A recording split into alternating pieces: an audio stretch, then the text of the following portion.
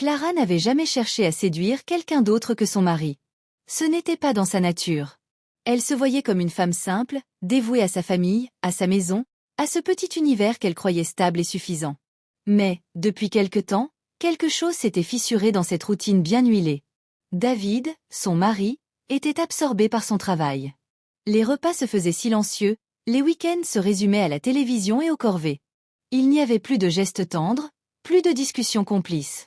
Elle avait l'impression d'être devenue une ombre, un fantôme qui prépare, nettoie, veille, mais qu'on ne regarde plus vraiment. Un soir d'ennui, après avoir couché les enfants, Clara s'installa dans le canapé avec son téléphone. Elle tomba sur un groupe Facebook de cuisine, recettes du cœur et du terroir. C'était innocent, presque anodin. Elle aimait cuisiner, c'était son petit plaisir à elle, son moyen d'exister à travers ce qu'elle offrait aux autres. Elle publia une photo de sa tarte aux pommes, joliment dorée, avec un petit mot. Le secret, c'est un peu de cannelle et beaucoup d'amour. Quelques minutes plus tard, une notification, un commentaire d'un certain Julien M. Le secret d'un bon plat, c'est surtout la main de la cuisinière. Et là, elle a l'air experte. Clara Surratt, amusée. Ce n'était qu'une remarque sympathique, rien de plus. Elle répondit, avec légèreté. Merci, mais je ne suis qu'une apprentie gourmande. Et ainsi, la conversation débuta. Sous la publication, d'abord. Puis en message privé, presque naturellement. Julien lui demanda sa recette, puis lui parla de ses essais en cuisine, de son goût pour les plats faits maison. Il avait de l'humour, une façon douce de parler, simple, sans prétention. Les jours suivants, ils échangèrent davantage. Au fil des messages, elle découvrit un homme charmant, passionné par la vie, curieux de tout. Il lui racontait ses voyages, ses projets, ses échecs aussi. Et surtout, il l'écoutait. Il posait des questions, s'intéressait à ce qu'elle ressentait. « Tu sembles avoir une belle âme, Clara.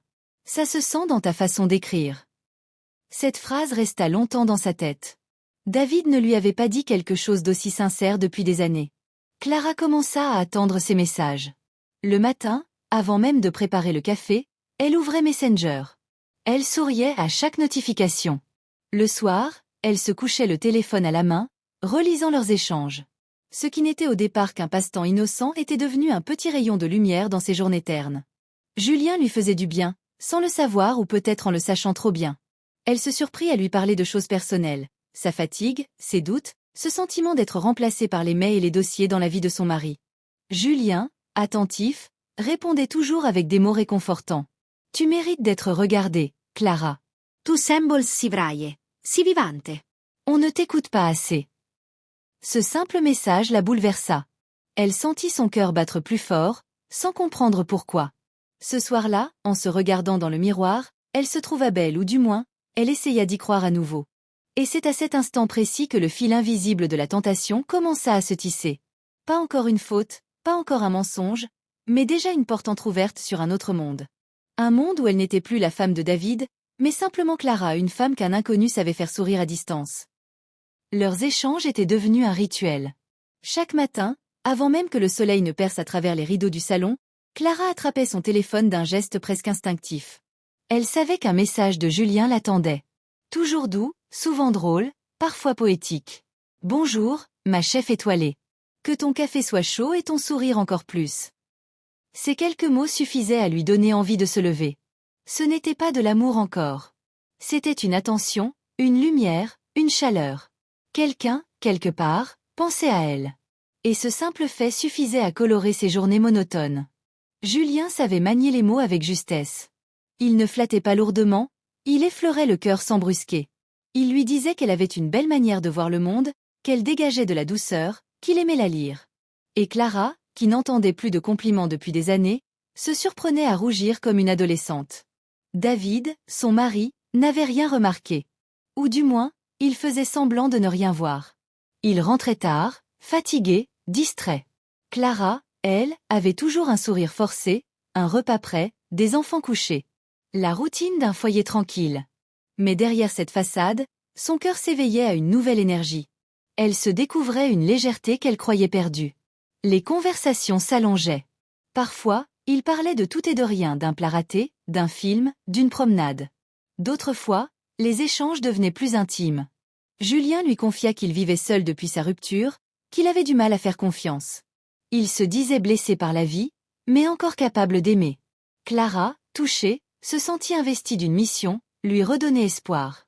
Elle ne savait pas qu'en essayant de le guérir, elle ouvrait son propre cœur. Un soir, il lui écrivit. « Tu sais, tu es ma petite parenthèse de douceur dans un monde trop bruyant. » Ces mots, simples mais sincères, eurent l'effet d'une caresse. Elle les relut plusieurs fois avant de s'endormir, le sourire aux lèvres, le cœur serré. Peu à peu, son téléphone devint son refuge. Dès qu'elle se sentait seule, triste ou négligée, elle y cherchait la voix de Julien. Il lui répondait toujours, attentif, drôle, rassurant. « Tu es especial, Clara. Il ne faut jamais douter de ta valeur. » Ces phrases-là, elle ne les effaçait jamais. Elle se surprit à attendre ces messages plus qu'elle n'attendait ceux de son mari. Parfois, elle se reprochait cet attachement. Elle se disait, ce n'est rien, juste une amitié. Mais au fond d'elle, elle savait. Elle sentait que quelque chose changeait, lentement mais sûrement. Les mots de Julien comblèrent ce que les gestes de David avaient cessé d'offrir. Clara commença à prendre soin d'elle, sans raison apparente. Un peu de parfum avant de sortir, une robe au lieu d'un vieux pull, un rouge à lèvres discret. Elle se sentait revivre. Les mots de Julien n'étaient pas seulement réconfortants, ils la transformaient. Et dans cette transformation, elle glissait sans s'en rendre compte vers un territoire dangereux. Celui où les mots cessent d'être innocents et deviennent des promesses silencieuses. Depuis plusieurs semaines, les messages de Julien étaient devenus le cœur du quotidien de Clara. Chaque matin, son téléphone vibrait comme une promesse. Un mot doux, une blague, une photo d'un plat, un passe une belle journée ma belle Clara. Ce rituel lui tenait chaud, la faisait sourire, lui donnait le sentiment d'exister à nouveau. Mais un soir, après une conversation particulièrement tendre, Julien écrivit. « Et si on se voyait pour de vrai ? Juste un café. Rien d'autre. Promis. » Ces mots résonnèrent longtemps dans la tête de Clara. Elle les relut encore et encore, le cœur battant à tout rompre. Se voir ? En vrai ? C'était à la fois grisant et terrifiant.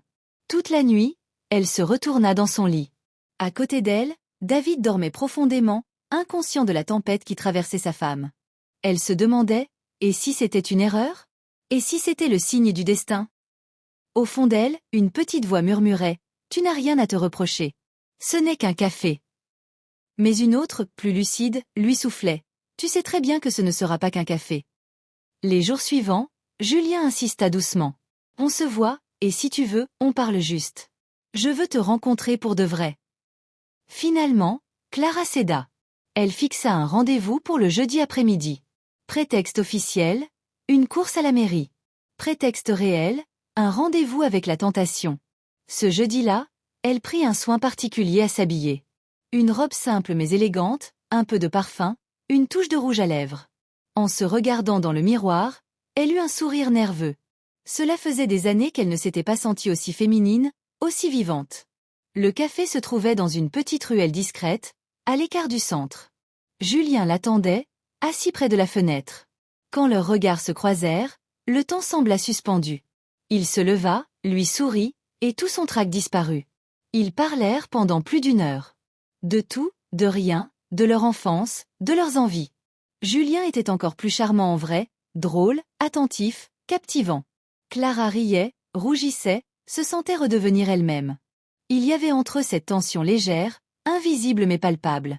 Un moment, leurs mains se frôlèrent sur la table, un geste minuscule, mais qui fit battre son cœur comme jamais. Quand elle rentra chez elle, le monde lui sembla différent. Tout était identique, les murs, les meubles, le silence de David, mais elle avait changé. Elle avait franchi une frontière. Ce soir-là, elle prépara le dîner machinalement. Son esprit était ailleurs, dans ce café, dans ce rire, dans cette main qu'elle avait laissée approcher trop près. Julien lui envoya un message. « Merci pour ce moment. Tu es encore plus belle en vrai. » Clara resta immobile, le téléphone dans la main, le cœur serré. Elle savait que ce n'était pas un simple rendez-vous. C'était le début d'autre chose, quelque chose de fort, d'interdit, de dangereux. Les mensonges de Clara s'étaient empilés comme des cartes fragiles, prêtes à s'effondrer au moindre souffle. Depuis des semaines, elle vivait dans la peur.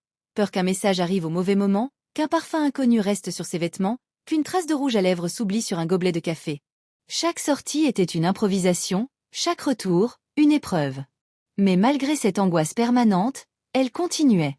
Parce que Julien était devenu son échappatoire, son refuge, sa dépendance. Jusqu'au jour où le hasard ou le destin décida que le jeu devait s'arrêter. Ce soir-là, David rentra plus tôt que prévu. Clara, surprise, était encore assise sur le canapé, téléphone à la main, un sourire discret aux lèvres. David l'observa un instant, sans rien dire. Il avait remarqué depuis quelque temps qu'elle souriait souvent à son écran, qu'elle semblait flotter ailleurs. Il avait voulu croire que ce n'était rien. Mais ce soir-là, quelque chose en lui pressentit la vérité. Il s'approcha doucement, posa sa veste, puis dit d'une voix calme. « Tu parles à qui, Clara ?» Elle sursauta, rougit, bafouilla une réponse vague. « Oh, à une amie, du groupe de cuisine. » Mais dans ses yeux, il lut la peur. Et dans ce silence pesant, le doute devint certitude. David ne cria pas. Il ne fit aucun geste brusque. Il se contenta de tendre la main. « Donne-moi ton téléphone. » Le cœur de Clara se figea. Elle voulut refuser, inventer une excuse, mais son regard à lui était trop froid, trop lucide. Alors, lentement, elle lui tendit l'appareil. Quelques secondes suffirent. Une notification apparut sur l'écran. « J'ai hâte de te revoir, mon amour cœur rouge Julien. » Ce fut comme un coup de tonnerre dans la pièce silencieuse. David resta immobile, fixant le message, les yeux vides. Clara tenta de parler, d'expliquer, mais aucun mot ne sortit. Enfin, il leva les yeux vers elle, et dans son regard, il n'y avait ni colère ni haine, seulement une immense tristesse. « Pourquoi, Clara ? Qu'est-ce que je n'ai pas su te donner ?» Ces mots la brisèrent. Elle aurait préféré qu'il hurle, qu'il la rejette, qu'il la condamne. Mais sa douleur silencieuse était 1000 fois plus violente. Elle voulut s'approcher, poser sa main sur lui, mais il recula. « Ne dis rien. Pas ce soir. » Il quitta la pièce, monta les escaliers, referma doucement la porte de leur chambre. Clara resta seule, tremblante, le téléphone toujours dans les mains.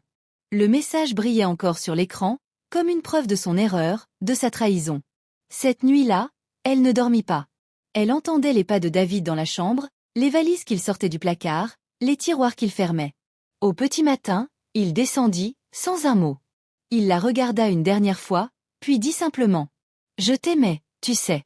Et c'est ça, le pire. » Puis il partit. Le silence qui suivit fut assourdissant. Clara resta assise sur le canapé, le regard vide, entourée du désordre de sa faute. Tout ce qu'elle avait bâti en 10 ans venait de s'effondrer en 10 secondes.